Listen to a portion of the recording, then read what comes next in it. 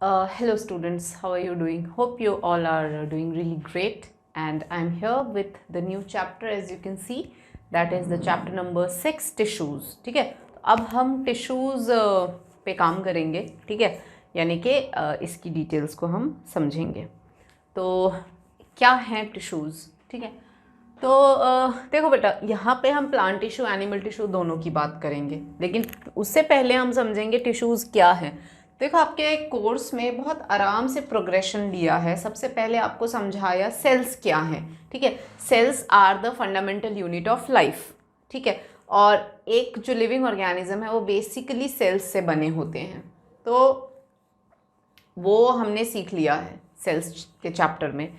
अब हम समझेंगे कि जैसे जैसे आप हायर ऑर्गेनिज्म या मल्टी सेलुलर ऑर्गेनिज्म में के बारे में पढ़ते हो, तब आपको समझोगे आप कि actually only one cell is not involve in doing all the jobs.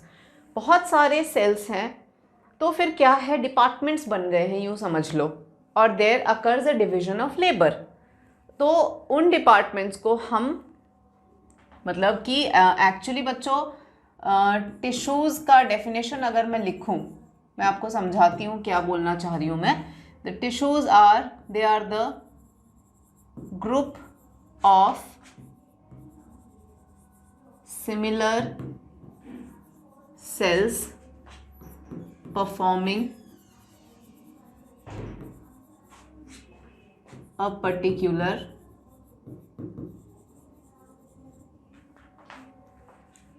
Function. ठीक है, तो they are the group of similar cells performing a particular function. यानी कि ये, अब जैसे मैंने कहा कि एक सेल है, एक सेल ही सारे काम कर रहा है. तो एक सेल ही सारे काम कर रहा है, वो यूनिसेल्युलर में होता है. जहाँ पे मल्टी सेलुलर ऑर्गेनिजम्स की बात आती है, तो मल्टी सेलुलर ऑर्गेनिजम्स में बहुत सारे सेल्स जो हैं वो ग्रुप हो जाते हैं, and then they perform a particular function.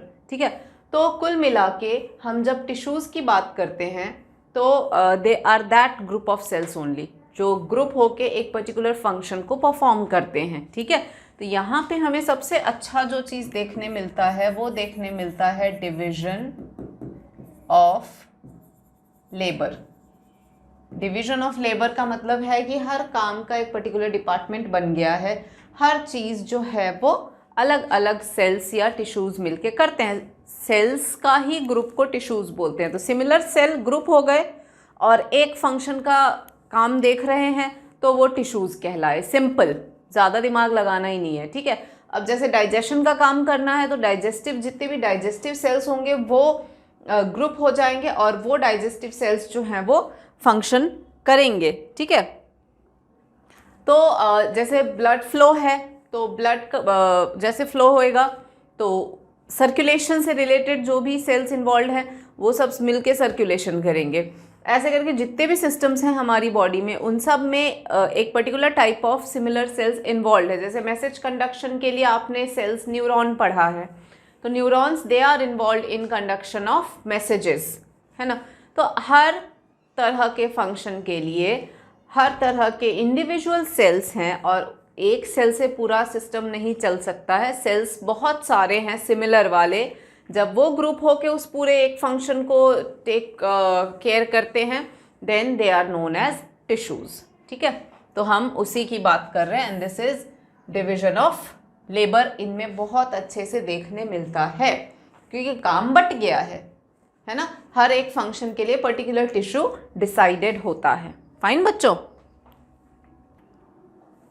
अब इसमें टिश्यूज़ क्यों, क्या ज़रूरत है, जब सेल्स ग्रुप होके काम कर ही रहे हैं तो टिश्यूज़ क्यों बनना, क्या टिश्यूज़ के बनने से क्या फ़ायदा है. तो इम्पॉर्टेंस ऑफ टिश्यूज़ में हम क्या कर सकते हैं, इम्पॉर्टेंस ऑफ टिश्यूज़ में हम लिख सकते हैं, एक तो workload of cells, workload of cells reduced. दूसरा पॉइंट लिख सकते हो, सेल्स के ग्रुप को टिश्यूज़ बोलते हैं, टिश्यूज़ के ग्रुप को ऑर्गन्स बोलते हैं, और ऑर्गन्स के ग्रुप को ऑर्गन सिस्टम बोलते हैं. तो इससे क्या है, ये पूरा एक सिस्टम फॉर्म करता है, तरीके से काम हो रहा है। ठीक है, डिवीजन ऑफ लेबर है ही,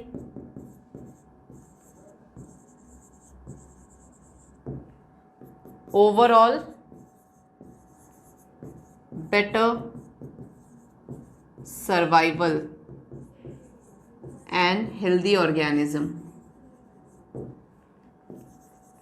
मतलब ओवरऑल काम बिल्कुल ऑर्गेनाइज्ड तरीके से चल रहा है, तो एक ऑर्गेनिज्म बहुत हेल्दी, सही, और लाइफ जो है वो बहुत सही तरीके से चलता है इनका।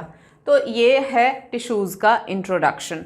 अब मैं थोड़ा सा आपको समझाना चाहूँगी क्या टिश्यूज़ जो होते हैं, यानी सेल्स का जो ग्रुप है जो एक ही तरह के फंक्शन को परफॉर्म करता है, एक पर्टिकुलर ग्रुप ऑफ सेल्स, तो क्या ये प्लांट और एनिमल में सेम होता है या डिफरेंट होता है, ये हम जानेंगे। तो आई विल टेल यू, इस टॉपिक को मैं फिर ले रही हूँ,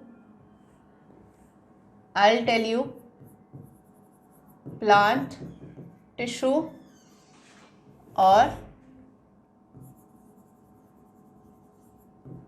एनिमल टिश्यू। ठीक है, अब प्लांट टिश्यू में most of the tissues are dead and are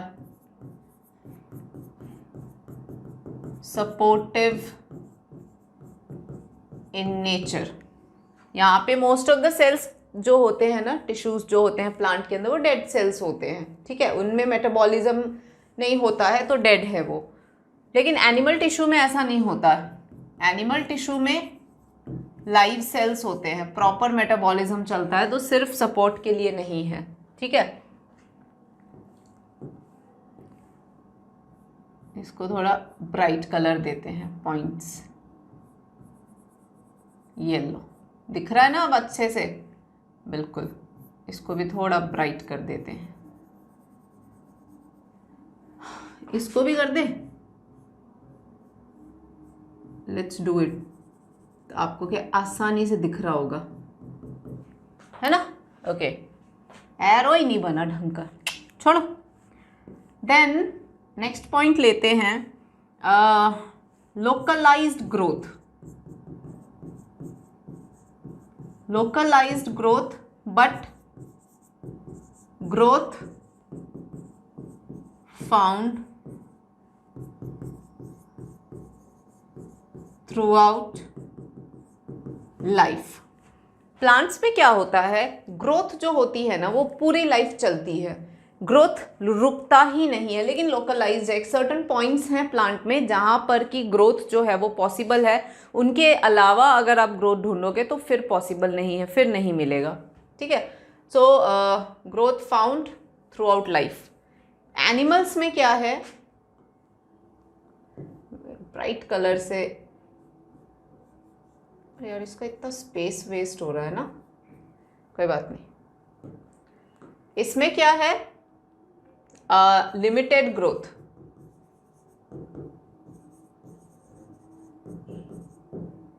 एक पर्टिकुलर पीरियड तक ग्रो होता है, जैसे ह्यूमन बींग्स देख लो, एक पर्टिकुलर टाइम पीरियड तक आप ग्रो होगे, उसके बाद में आपकी ग्रोथ नहीं हो पाएगी। लेकिन ऐसा थोड़ी है कि ग्रो जब चल रहा है तो सिर्फ हेड ग्रो हो रहा है या हैंड्स लंबे हो रहे हैं, पूरी बॉडी ग्रो हो रही होती है ना बच्चों।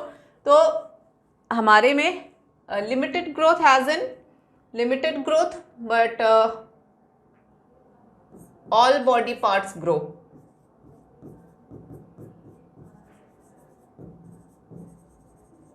ठीक है, उसके बाद में इनकी क्या है, ऐसा क्यों है, तो ऐसा इसलिए है भाई कि इनकी एनर्जी रिक्वायरमेंट लो होती है और इनकी हाई। मैं ये कलर चेंज करने के चक्कर में अननेसेसरी लेट हो रही हूँ। तो आप यहाँ देखो, इनकी एनर्जी रिक्वायरमेंट जो है प्लांट्स की लो है, बट इनकी जो है वो हाई होता है। ठीक है, क्योंकि ऐसा क्यों है, क्योंकि प्लांट्स जो होते हैं वो स्टेशनरी होते हैं और इनमें कोई एडवांस सिस्टम्स नहीं होते हैं, like they are less complex, they are less complex but they are more complex. देखो इनकी एनर्जी रिक्वायरमेंट कम होती है बिकॉज ना ही इनको घूमना है अपने खाने के लिए, ना ही इनको अपने शेल्टर बनाने हैं, कुछ भी नहीं करना है। ये स्टेशनरी ऑब्जेक्ट्स हैं, एक जगह ही रहते हैं और खाना तो फोटोसिंथेसिस से मिल ही रहा है, तो ऐसा कोई इनका तामझाम कम है। दूसरा, लेकिन एनिमल टिश्यूज़ में इस तरह के तामझाम बहुत ज़्यादा हैं। एक तो एनिमल्स को अपने फूड के लिए सारा अरेंजमेंट करना पड़ता है, so one problem is that. दूसरा, एनिमल्स की एनर्जी रिक्वायरमेंट बहुत ज़्यादा होती है, ठीक है, क्योंकि मूव करना होता है ना, और डिफरेंट फंक्शंस के लिए अलग अलग सिस्टम्स इनके चलते हैं एनिमल्स में। तो अलग अलग सिस्टम्स एनिमल में चल रहे हैं तो उन सब का मेंटेनेंस के लिए काम करते रहना पड़ेगा ना थ्रू आउट। इनके तो आधे तो डेड सेल होते हैं, तो इतने काम नहीं होते हैं, और इनके पास इतना कोई वो भी नहीं होता है, ऑर्गेन्स ज़्यादा है नहीं, मतलब जितना कम तामझाम, ऑर्गेन्स का जितना कम तामझाम उतनी प्रॉब्लम कम, कुल मिला के मैं ये कह रही हूँ। क्योंकि ऐसा कोई सिस्टम है नहीं, अब हमारे अंदर सर्कुलेटरी सिस्टम अलग चल रहा है, रेस्पिरेटरी सिस्टम अलग चल रहा है, एक्सक्रीटरी सिस्टम अलग चल रहा है, इनमें ऐसा क्या सिस्टम होता है? ऐसा तो कोई प्रॉपर ऑर्गेन सिस्टम है ही नहीं प्लांट में। तो इतने सारे ऑर्गेन सिस्टम है नहीं, तो इन सब की मेंटेन करने की टेंशन भी नहीं होती है। आप समझ रहे होगे ना मैं कहना क्या चाह रही हूँ। तो ये सारी दिक्कत है। प्लस इनमें आपको देखने मिल जाएगा प्लांट टिश्यू का डिफ्रेंसिएशन भी होता है। डिफ्रेंसिएशन यानी कि जो ये initially they have meristematic tissue, वो चेंज होके लेटर ऑन परमानेंट में बदल जाते हैं, ठीक है। तो इस तरह का है। तो अब वो क्या है मेरिस्टेमेटिक टिश्यू, ये मैं आपको अभी समझा रही हूँ। तो मैं अब एक फ्लो चार्ट बना रही हूँ, ठीक है, and I tell you plant tissues, मतलब इस पूरे चैप्टर में हम क्या करने वाले हैं। तो प्लांट टिश्यूज जो है, एक तो है मेरिस्टेमेटिक टिश्यूज और एक होते हैं परमानेंट टिश्यूज। मेरिस्टेमेटिक टिश्यूज के मेनली 3 टाइप्स हैं, apical, lateral,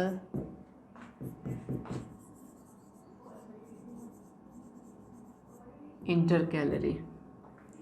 Permanent tissues are of again 3 types: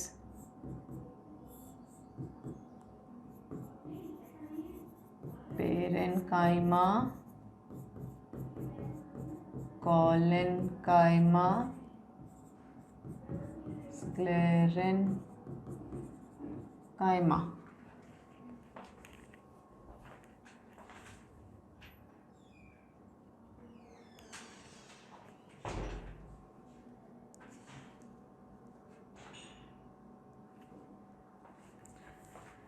इसको थोड़ा बेटर करते हैं, इसको पहले मैं 2 में डिवाइड कर देती हूँ, ताकि इसको पहले लेते हैं सिंपल और complex.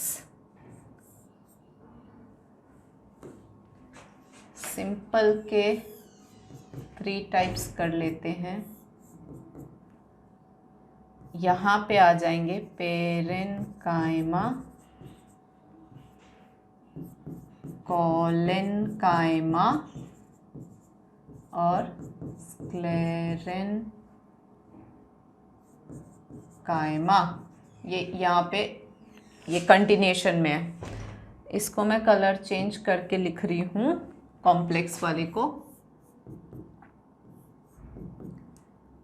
Xylem and phloem.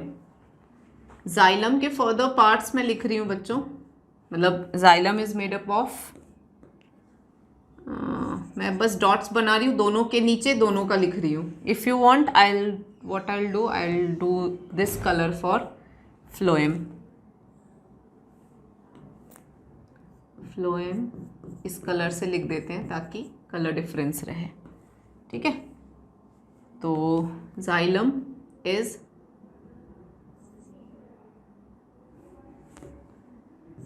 Tracheids,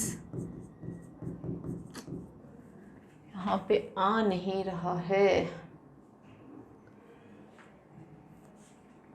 tracheids vessels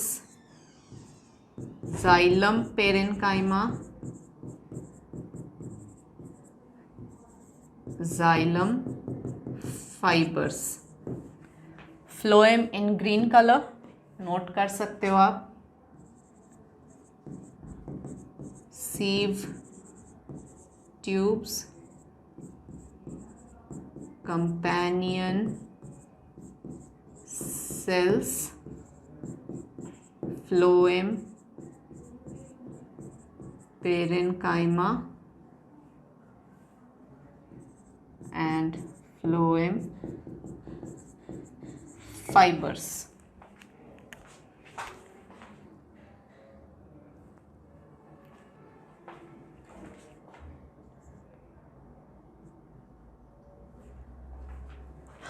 थोड़ा सा ध्यान देना बच्चों, छोटा छोटा लिखा है। फ्लोएम के 4 पार्ट्स हैं, sieve tubes SEIVE tubes, then companion COMPANION companion cells, ठीक है, दिस इज सेल्स LL, ठीक है, companion cells. Phloem PH is phloem parenchyma phloem fibres, ठीक है। और जाइलम के जो पार्ट्स हैं, ये फ्लोएम हो गया, ये फ्लोएम के पार्ट्स हैं चारों, 4 डॉट्स लगा दिए हैं मैंने। और जाइलम के जो 4 पार्ट्स हैं ये हैं, ठीक है, tracheids vessels xylem parenchyma xylem fibres. तो ये 4 पार्ट से बने होते हैं जाइलम और फ्लोएम, तो नाम ही कॉम्प्लेक्स है तो कॉम्प्लेक्स, ठीक है। बाकी स्क्लेरेन्काइमा के 2 पार्ट्स लिख सकते हो आप, इसको मैं इस कलर से ले रही हूँ। स्क्लेरेन्काइमा हैज़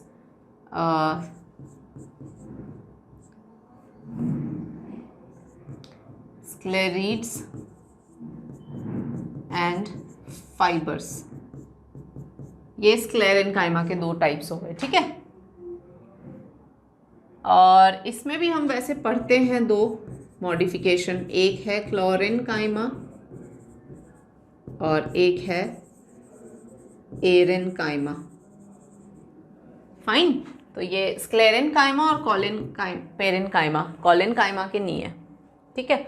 और इसमें एपिकल मेरिस्टेम में 2 है, शूट एपिकल मेरिस्टेम और रूट एपिकल मेरिस्टेम। तो ये पूरा फ्लो चार्ट है इस चैप्टर का बच्चों, जिसमें हम पढ़ने वाले हैं प्लांट टिश्यूज पहले पार्ट में, where will study the meristematic tissues and permanent tissues, ठीक है।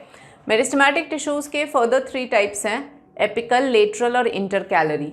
और एपिकल के फर्दर 2 टाइप्स हैं, रूट एपिकल मेरिस्टेम और शूट एपिकल मेरिस्टेम। ये क्या है, कहाँ है, कैसे हैं, सबकी डिटेल हम पढ़ेंगे अभी। देन परमानेंट टिश्यूज जो हैं वो 2 टाइप्स के हैं, पहले तो सिंपल एंड कॉम्प्लेक्स। सिंपल के फर्दर 3 टाइप्स हैं, पेरेन्काइमा, कॉलेन्काइमा एंड स्क्लेरेन्काइमा। पेरेन्काइमा के अंदर ये 2 मॉडिफिकेशन, मॉडिफाइड पेरेन्काइमाज हम पढ़ेंगे आगे। कॉलेन्काइमा में ऐसे मॉडिफिकेशन हम नहीं पढ़ेंगे। स्क्लेरेन्काइमा के 2 फर्दर टाइप्स हैं, फाइबर्स एंड स्क्लेरिड्स, ठीक है। और परमानेंट टिश्यू में दूसरा है complex permanent tissue, that is xylem and phloem, ठीक है। Xylem is made up of 4 different tissues, इसीलिए कॉम्प्लेक्स है। मतलब वो सिंपल है क्योंकि सिंपल चीज़ों से बनी है, ये कॉम्प्लेक्स है क्योंकि डिफरेंट 4 डिफरेंट चीज़ों से बनी है, ठीक है। ट्रैकीड्स हैं, वेसल्स हैं, xylem parenchyma and xylem fibres. और फ्लोएम जो बना है वो बना है sieve tubes, companion cells, phloem parenchyma and phloem fibres. ठीक है, ये चार जो हैं, ये चारों से फ्लोएम बना है और इन चारों से जाइलम बना है। तो ये आपको ध्यान रखना है बच्चों। फाइन, तो this was the whole overview of the chapter. ये पूरे चैप्टर में आप इतना तो अभी पढ़ोगे प्लांट वाले में। फिर एनिमल टिश्यूज आएगा, उसके भी अपने टाइप्स होंगे, बट अभी प्लांट टिश्यू। ठीक है, तो ये तो हो गया प्लांट टिश्यू। नाउ आपको यहाँ पर ये कुछ क्वेश्चंस भी एनसीईआरटी के दिए हुए हैं कि व्हाट इज अ टिश्यू। तो टिश्यू को मैंने लिखवा ही दिया। What is the utility of tissues in multicellular organism, यहाँ जो दिया हुआ है। तो अब आप ये भी कर सकते हो कि टिश्यूज जो हैं दे perform a particular function, right, and also they help in division of labour. And जो भी मैंने इंपॉर्टेंस ऑफ टिश्यूज लिखवाया था वो लिख सकते हो आप यहाँ पे। फाइन, प्लांट टिश्यूज में मेरिस्टेमेटिक टिश्यू आपका अब टॉपिक आ रहा है, जिसमें कि आपके एनसीईआरटी में एक्टिविटी दे रखी है कि आप 2 जार लो, दोनों में 2 अनियन ऐसे डाल दो डे 1 पे। ठीक है, डे 2 डे 3 होने दो ग्रो, डे 4 भी होने दो, ऐसा कोई फिक्स डे ही नहीं है, मतलब 3-4 दिन ग्रो होने दो। फिर जैसे थोड़ा सा ग्रोथ आ जाए ना, तो सेकेंड जार का तीसरे या चौथे दिन पे क्या करो, रूट्स को कट कर दो और फिर छोड़ दो। तो जब आप रूट्स के टिप्स को कट कर देते हो, फिर आपको आगे क्वेश्चन ये पूछा भी जाता है कि जब आप रूट टिप्स को कट कर देते हो तो आपको आपकी क्या ऑब्जर्वेशन आती है ना।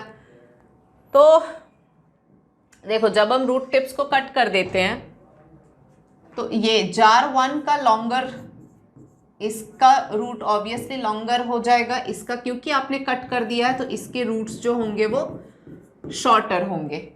ठीक है, ऐसा क्यों? तो ऐसा इसलिए क्योंकि मैंने आपको अभी लिखवाया था ना कि प्लांट के ग्रोथ पार्ट जो है वो लोकलाइज्ड एरियाज में होते हैं। तो एक्चुअली जो ग्रोथ के टिश्यूज़ होते हैं वो टिप्स पे होते हैं। तो आपने जार 2 के टिप्स को तो कट कर दिया, तो जब टिप्स ही काट दोगे तो ग्रोथ कहाँ से होएगी इसकी। और सिंस आपने इसमें टिप्स नहीं कट करे तो ये आराम से ग्रो करता रहेगा, यहाँ कोई दिक्कत नहीं आएगी। ठीक है, तो ये आपको समझाना चाह रहा है topic meristematic tissue.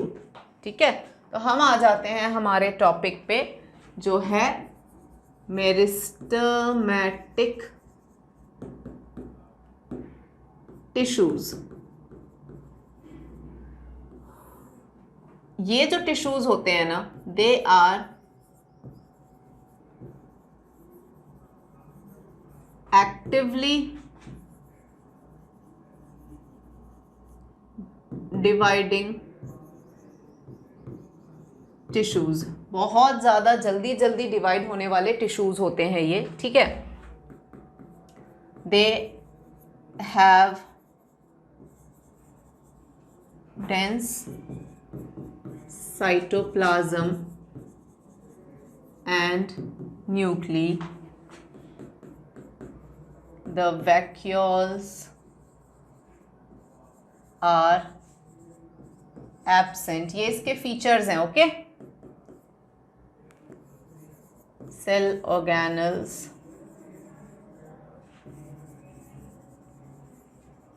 Actively present. तो ये कुछ फीचर्स हैं जो आपको मेरिस्टेमेटिक टिश्यूज के देखने मिल जाएगा। ठीक है,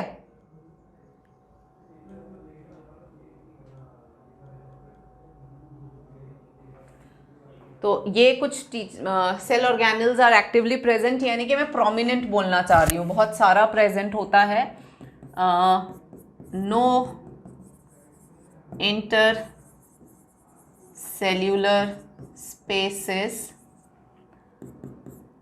cells are small and thin walled। तो ये जो भी फीचर्स मैंने यहाँ लिखवाए हैं ना बच्चों, ये सारे features actually meristematic tissue plant tissues के बिल्कुल काइंड ऑफ जान मान लो प्लांट टिश्यू का, क्योंकि ग्रोथ यही दिलाता है। ठीक है, तो ग्रोथ दिलाने के हिसाब से जो पॉसिबल मॉडिफिकेशन इनको अपने सेल में चाहिए या ग्रोथ करने के लिए जो भी इनको नीडेड है वो फीचर्स इनके पास अवेलेबल है। ठीक है, यानी कि साइटोप्लाज्म थोड़ा सा डेंस है, प्रोमिनेंट न्यूक्ली है, अच्छा खासा न्यूक्ली प्रेजेंट होता है ना। Nuclei is good. तो इस तरह के वैक्यूल्स बिल्कुल नहीं है। तो ये सब क्यों है? क्योंकि ये एक्टिवली डिवाइडिंग सेल्स होते हैं। मेटाबॉलिज्म थ्रू आउट एक्टिव रहता है। मेटाबॉलिज्म यानी जितनी भी बॉडी के अंदर केमिकल रिएक्शंस चलती हैं वो सब को हम मेटाबॉलिज्म कहते हैं, ठीक है। तो वो सब सिंस उस तरह का काम इनमें होता है तो इसीलिए इनकी डिज़ाइनिंग ऐसी है। तो आपको पूछे ना कि इसमें क्यों इतने सारे ऑर्गेनल्स प्रेजेंट है, या क्यों इसके इतने वैक्यूल नहीं है, या साइटोप्लाज्म ऐसा है, या ये जो भी फीचर्स हैं ये क्यों है, तो सिर्फ एक आंसर आएगा इसका कि since they have to divide continuously, तो they have to have these features so that they can divide actively या कंटिन्यूअसली, ठीक है। ये आंसर आ जाएगा। तो ये तो था मेरिस्टेमेटिक टिश्यूज। सो मैंने आपको क्या बताया, प्लांट सेल की ग्रोथ इन्हीं टिश्यूज की वजह से होता है। जहाँ भी ये प्रेजेंट रहेंगे वहाँ पे इनका ग्रोथ ये करवाएंगे। ये मेनली शूट के टिप्स पे प्रेजेंट होता है और रूट के टिप्स पे, जो मैंने अभी आपको यहाँ करवाया था ना, shoot apical and root apical. तो शूट एपिकल, एपिकल यानी एपिसेस यानी टिप, तो शूट यानी ऊपर का जो ज़मीन के ऊपर का पार्ट है उसके टिप पे, रूट एपिकल यानी रूट के टिप पे। तो रूट ग्रो होता है तो उसके टिप पे भी मेरिस्टेम है, शूट ग्रो होता है तो उसके टिप पे भी मेरिस्टेम है। रूट ग्रो होता है और उसके टिप पे मेरिस्टेम का ये एक्टिविटी मैंने आपको समझाया। आपने देखा इस जार के रूट्स को कट कर दिया अनियन के, तो इसका ग्रोथ रुक गया था, जबकि इसका नहीं रुका था। वो इसी रीज़न से था क्योंकि वहाँ रूट एपिकल मेरिस्टेम अभी भी एक्टिवली डिवाइड हो रहा है, यहाँ पर आपने काट दिया इसीलिए वो डिवाइड नहीं हो रहा है। तो आई गेस मेरिस्टेमेटिक टिश्यू का लॉजिक क्लियर हो गया होगा आपको।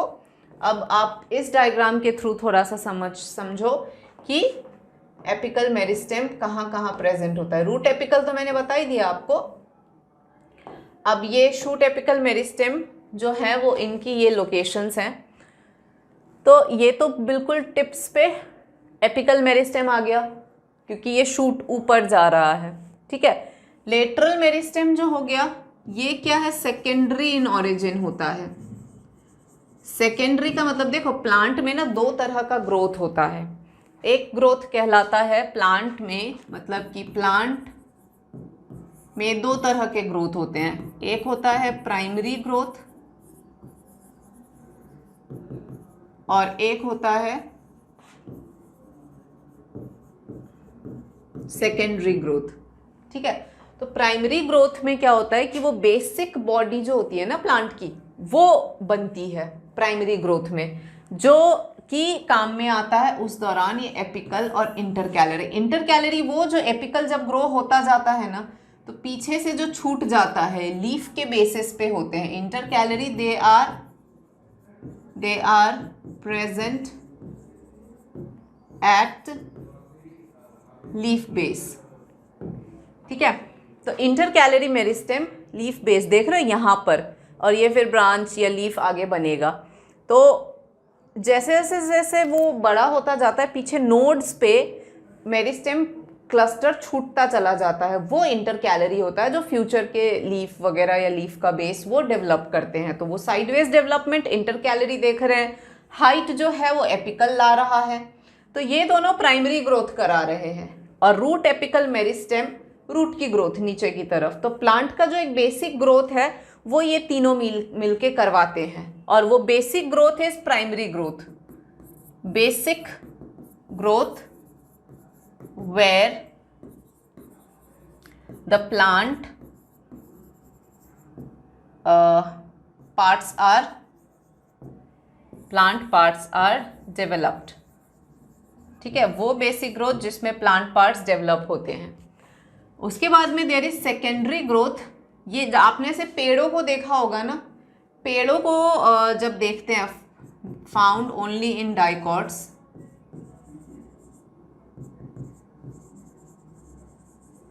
डाइकॉटिलेडन प्लांट होते हैं ना बच्चों, जिनके सीड्स में दो कॉटिलेडन होते हैं। तो ये सिर्फ डाइकॉट प्लांट में ही देखने मिलता है, ओके।